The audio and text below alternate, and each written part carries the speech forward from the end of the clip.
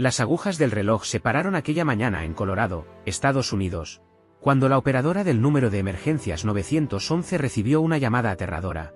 Al otro lado de la línea se escuchaba la voz de una mujer desesperada que apenas se le entendía lo que decía. «Aló, aló, es una emergencia, por favor, ¿me escucha?» «Aló, cálmese señora, por favor, ¿puede decirme cuál es su emergencia?», respondió la operadora del 911. «Encontré algo horroroso en el armario de mi hijo», gritó la mujer. «¿Qué encontró?», preguntó la operadora del 911. «No sé, creo que es una cabeza humana». «Eso parece, creo que tiene una oreja». «¿Su hijo está con usted ahora?», indagó la del 911. «Acaba de llegar, quería asegurarme de que estuviera aquí antes de llamar». «¿Cuántos años tiene?». «19». En menos de 10 minutos 2 patrullas y 4 agentes policiales llegaron al lugar, y se radió un llamado de alerta a todas las unidades cercanas a la zona. Al llegar un joven alto, de figura gruesa con gafas, salió por la puerta de la vivienda, y fue el lugar donde estaban los policías que habían avisado a su madre que le dijera que querían hacerle unas preguntas. Cuando llegó junto a ellos, los policías le preguntaron: «¿Cuál es tu nombre?». «Brian Coe», respondió. «Brian, tus padres están preocupados por algunas cosas que se pudieran encontrar en tu cuarto». «Sí, creo que es así». «¿Qué serían?». «Una cabeza y manos humanas». El día anterior, la mañana del 27 de febrero del año 2021, Brian Coe, de 19 años, buscaba salir de la rutina de aburrimiento en el que sentía se sumergía su vida. Solo pensaba una sola cosa: quería liquidar a alguien, con eso cumpliría un deseo ferviente que lo haría sentir vivo. Montó en su coche y salió a dar una vuelta en busca de su primera víctima. En el camino paró en una gasolinera y llenó el tanque. En el asiento de al lado llevaba una máscara para ocultar su identidad. Pero nadie podía haber imaginado jamás el siniestro plan que tenía en su mente Brian para aquella mañana que terminaría manchada de sangre.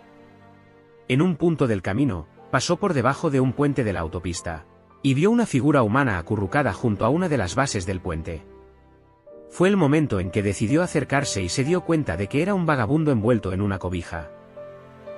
Se acercó al hombre, le retiró la cobija de un solo jalón y lo apuñaló en el cuello. Como él mismo confesaría, fue muy fácil, aquel hombre apenas puso resistencia, y ni siquiera me costó una gota de sudor.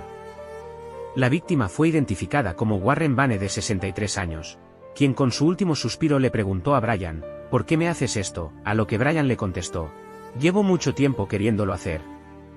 Cuando su víctima exhaló su último aliento, Brian Coe cortó partes de su cuerpo, al estilo de Jack el Destripador.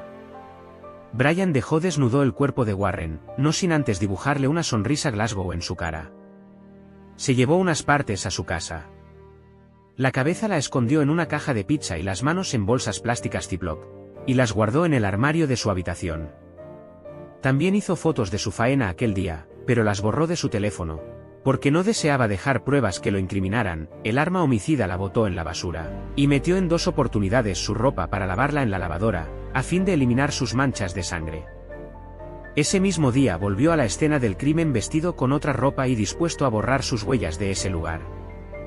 Así fue que metió el cuerpo de Warren en la maleta de su auto y condujo hasta la rampa del embarcadero, donde puso su coche en posición de reversa. Abrió el maletero y empujó el cuerpo de Warren para que cayera al río, algo que hizo usando sus zapatos como guantes para no dejar huellas dactilares.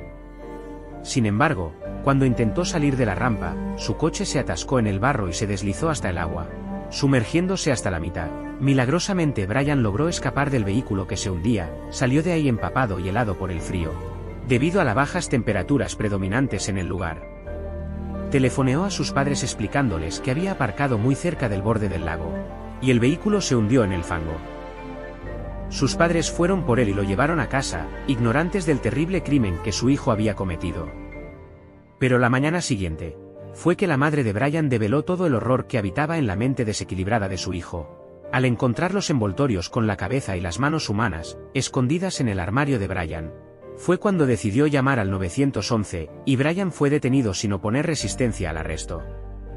Al ser interrogado, Brian confesó con lujo de detalles cómo llevó a cabo el asesinato y además señaló que ese caso lo estuvo pensando por más de 6 meses. y que de antemano había elegido que fuera una persona sin hogar, pensando que por su condición la policía se preocuparía menos por la muerte de un vagabundo.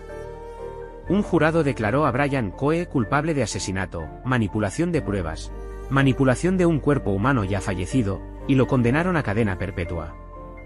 De igual manera está abierta otra investigación en su contra por su posible participación en la muerte de otro vagabundo en otra ciudad.